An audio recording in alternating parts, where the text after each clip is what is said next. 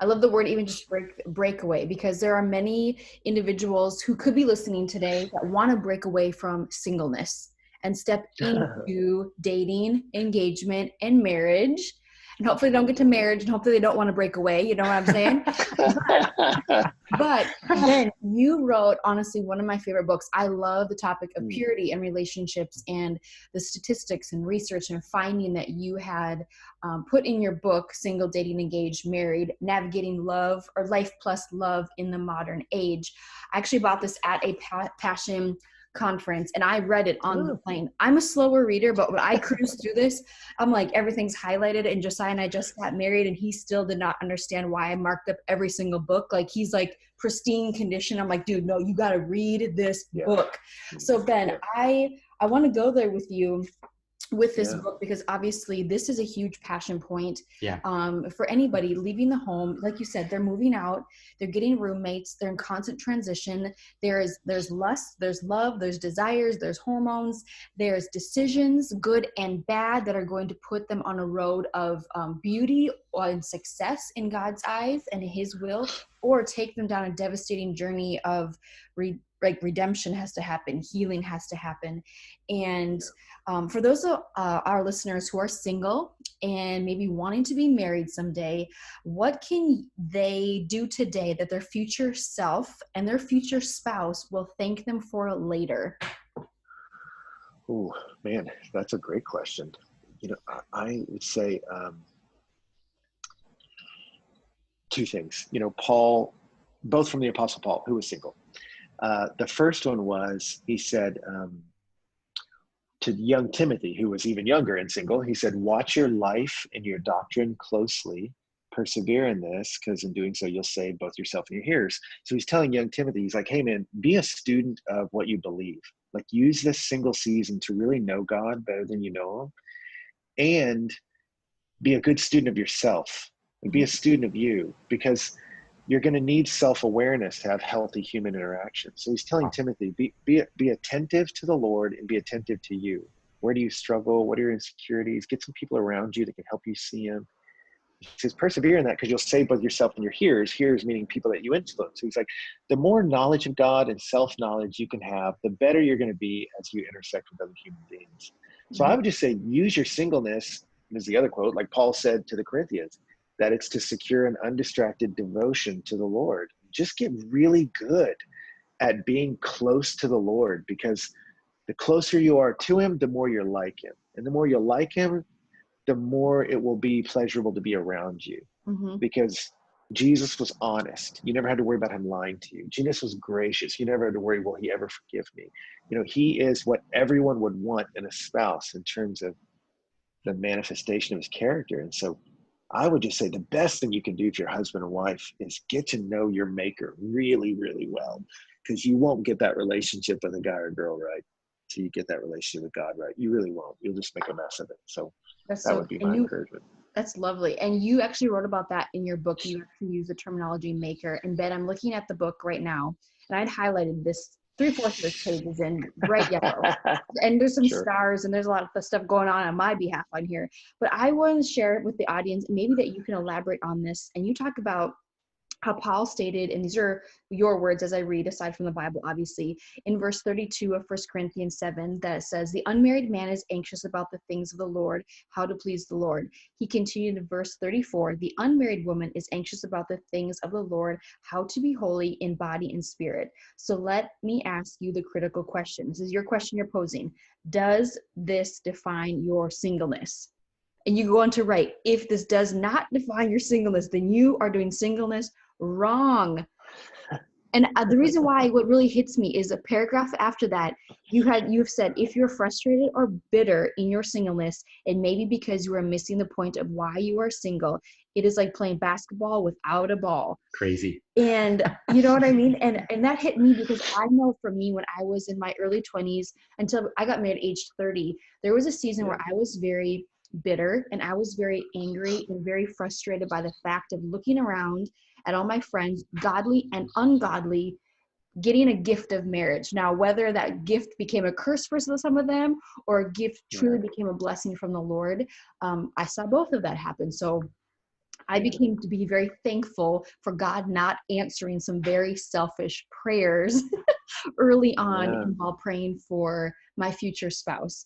Can you just share, like, how do we, as the listener, if you're single, maybe dating, or maybe even engaged, how do you work through prior to your marriage, prior to maybe even dating or putting a ring on it, working through that frustration or that bitterness, or wherever you want to go there? Does that make sense? Can you like just encourage the listener who's just like, dude, I'm called to ministry. How can I do it alone? I need a spouse. And to not settle in the process, I think, is key. But I want to, if you'd be willing to go off script there, I'd love to hear your insight. Yeah. I think one thing is I never want to shame anybody for having that longing, because it's good. It's not wrong to long to be married. When God brought Eve to Adam, he said, at last, this is bone of my bone. There was a sense of like, oh, finally. And so, and that was pre-fall. So it's not wrong to long. And I never want someone to feel bad about that. I do think it's unhealthy to assume God owes me a spouse. That's beyond, he doesn't owe us anything, and so I always wanted to protect my heart from that. But I think trusting God enough to say, if I can trust you with my eternal salvation, I can trust you with this longing. I got to give it to you. Good. Then what you discover is, what Viktor Frankl said about the meaning of life. He said people could survive. The ones that survived Nazi concentration camps were the ones who had a sense of meaning. Because that really is the greatest longing in a human heart is for intimacy and impact. Those are the two longings. I want intimacy. I want to be known. I want to be careful. I want to be loved. And then I want impact. I want a life that has purpose and meaning and reason. And what I find in singleness is people don't know the point. And that's why it gets so frustrating, so discouraging. I'm just supposed to like go to another day party, hang out with this other person, go to another dinner. What am I even doing here? Make some money, I guess, pursue a career. Will it make me happy? It hasn't seemed to be working for these guys. But for me, when I was single and discovered, no, God has purpose for this. And I can go to bed every night knowing I fulfilled the purpose, not just of Ben's life, but of singleness. Like singleness has a purpose and I can fulfill that. That was so satisfying. I was just like, man, I didn't realize how impactful that was for me. And I remember for me, I was 26, 27, when that dawned on me. It was the first time anyone ever asked me to speak anywhere. And it was at a singles ministry. And they're like, what do you want to talk about? I was like, I'm going to talk about singleness. And the guy's like, don't do it. I'm like, what do you mean don't do it? And he was like, they don't want to hear it. They don't want to hear you talk about it. They're all bitter about it, angry about it. Don't bring it up. And I was like, no, man, I want to talk about God's given us a beautiful purpose for singleness. The season. And trust. Yeah. And I want to leverage all the benefits of the season before it closes, because it will close, but it has some benefits and I want to leverage them. And that message resonated with people. And for me, it was the first time of going, hey, I think this is a thing. I think people long for meaning and they maybe don't even realize that's a deep, deep longing. And your singleness has purpose. You grab that, that's pretty motivating. Right. That is unbelievably spot on, Ben. I just really appreciate the kind of the two lanes or two directions. It's almost like two sides of a highway or a byway. One's going one direction and it's aimless. So many people are in the stratosphere of aimless. And the other path that is an invitation is the invitation to an intentional, purpose-filled pursuit of purity, of passion, of Christ. And, I just think that people, like you said, at a singles ministry or in college, in young adult ministry, if we don't talk about it at the church or at a young adult ministry, they're going to learn about it on Netflix and they're going to binge watch whatever scenes they want.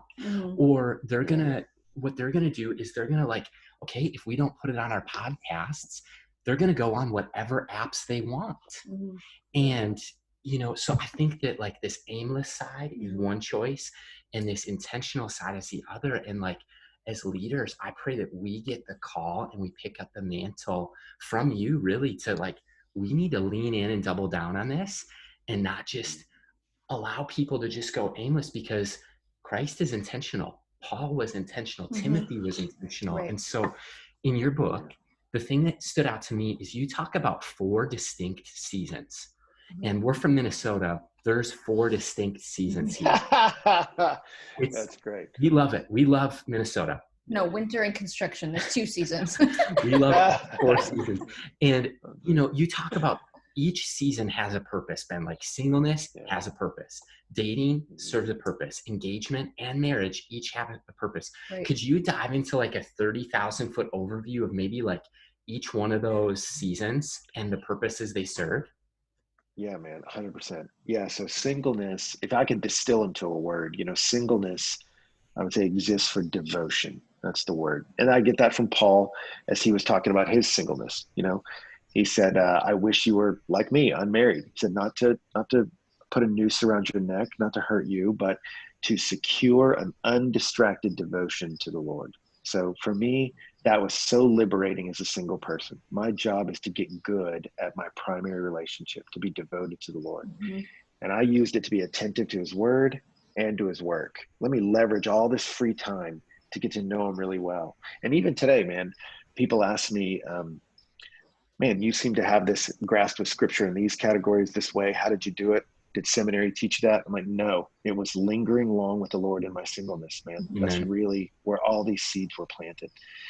And then dating, I would say, exists for evaluation, which that's where you get some pushback in Christian circles. They're like, well, dating's not a biblical concept. And that's true. You don't see anybody dating in the Bible, but you see evaluating all over it. And especially in the wisdom literature, like Proverbs, it's saying it's better to live on the corner of a roof than in a house with a quarrelsome wife. That's not written to the married guy who already picked the wrong girl. That's written to the single person saying like, hey man, watch this girl. Like, is she always got drama with her roommates? Is she always in some fight with someone on social media? Then you're not going to have peace in your home, man. And it says, hey, a guy without self-control is like a city without walls. You go, lady, watch his life. Does he have no rein on his impulses? Is he completely given over to whatever lusts in his life? You'll never feel safe with him. So the Bible's constantly calling you in Proverbs to evaluate this other person before you link up your life. So I found that most people look at dating like a status to sit in. They're like, I guess I'm single, so I'm watching TV, going to work, oh, you're hot, I guess we're supposed to fool around. I don't know. And there's just an aimlessness to it. You go, no, it's not a status to sit in for years and years and years. Actually, data's coming out in this generation. It's really hurting each other emotionally to linger in a nebulous, undefined space. It's bad. We're just evaluating our life or not, because engagement is ultimately about union, or merging our lives, merging our families, merging our finances, and which ultimately leads to marriage, which I would suggest marriage is not just looking into one another's eyes to find meaning, but it's linking hands and saying we're running together in the purposes God has for us. We really only get one marriage to look into in the New Testament, and it's Priscilla and Aquila, whose entire marriage was on mission. That's the word I'd use for marriage. Man, it was just the two of them linked hands, making a massive difference for the church in its birth. And so my wife and I are the happiest we've ever been, the most connected and close and intimate we've ever been. And it's because our lives are on mission together. We sit and talk for hours, even now, just so far into marriage, because it's endlessly interesting when you're both running after the same goal together. Different gifts, different ways to earn an income, but same passion, same goal for the glory of God. And you get someone that you're lockstep in the biggest issues of life, we're on mission together, man, that's when it just is fun. You don't run out of stuff, Right. I think Josiah and I experienced that. We just had a conversation the other night and we're like, how do we get to do this? Like, how do we get to do what God's called us to do and love it so much? You know what I mean? And to love each other and to grow. And granted, this month we've only been married for 3 years, but it's like so much can happen in 3 years. And the intimacy begins with singleness, intimacy with God, intimacy in conversation, when the time is right to have those challenging conversations of dating, putting a label on it, being engaged and still guarding your heart, and then becoming married and experiencing a deeper level of intimacy, and that is obviously sex. And a lot of people, they squirm at that thought, or it's such a word of taboo, or they talk so openly about it, there's like no shame. And what do you wish, this is a question that Josiah and I have, what do you wish that every young adult knew about sex, just in general, or anything along those lines? Oh gosh. Yeah. One thing. Maybe you have a couple. You I can go would, there too. well, I would say, sex is, one thought is it is deeply about union. And I think in our culture today, there was such a pressure, and really it was back into the 60s, 70s, 80s, a pressure to divorce sex from emotional intimacy and the commingling of our lives and our relationships and our thoughts, and a separating of it.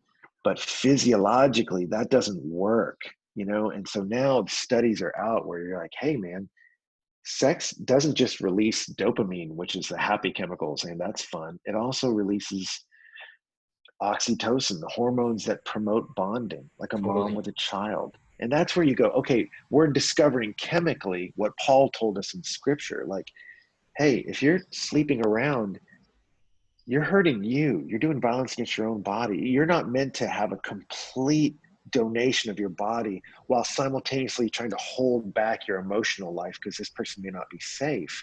Right. That's a tragedy. And I think for me, it was confusing when I was young because it was always like, don't have sex, why? Just because you're not supposed to. But I think when you realize, you're like, no, God gave you this gift where you're supposed to say, I trust you with my life, with Mm-hmm. my heart. You don't just want parts of me you can use, you want all of me. That safety of the covenant of marriage allows for a radical donation of body and soul together. It's powerful. So I think people sometimes think Christianity is trying to diminish sex. And you go, no, Christianity is helping you see sex is so powerful, and it's a powerful gift God's given us for union. I'm binding myself with somebody. And when you try to make it a casual physical interaction, you're actually doing violence against your own soul. You're just not built to do that. And you won't be happy that way. Christian or non-Christian, you will not be happy. You're not built to relate that way. Right. And we know that what happens in singleness, whatever decisions we make, if we don't deal with them in a healthy way in singleness, we bring that baggage into 100%. that marriage, and that Yeah. becomes a wedge that the enemy loves to put between a couple before they're even married, and becomes a playground. You give that enemy an inch, he will take a mile and just do a work on your marriage and just, destroy anything that God is desiring to do. And yeah, I just love the Yeah. fact that you had said it's a union. It's bringing two people together so they are truly one. And the visual that I can't remember who told me this, but they're like, okay, Micah, you like to bake, and you know how to separate eggs. Like you take out the yolk and then you have the whites. Now you scramble them together, and after you scramble them together, can you separate them? The answer is no, and that's where you talk about you're physically connecting with them, you're emotionally, spiritually, Yeah. physiologically, like all those different components come together. And I think that the sanctity of marriage has maybe not been expressed or demonstrated in the best possible way. It's like, no, it's dirty, it's nasty, just don't do it till you're married. Okay, save Yeah. myself for something like that for someone I love. Like, just the terminology we've heard throughout like you said, throughout all that Yeah. time. It's like, yikes, can we Yeah. have a better Yeah. approach to that? But Yeah. like kick us off. You, and Donna Freitas did a great study of college campuses and about the hookup culture, just casual sex. And in Yeah. all of her interviews, she was stunned by the heartache and loneliness and hurt. And so she said the line, I never forgot it. She said, this is a form of suffering. Mm. Just when she studied these college kids, she's like, they're suffering from this. This casual sex mentality has hurt young people. And so that's where, for me, it comes from a compassionate place, not a judgmental one. I want something better, you know?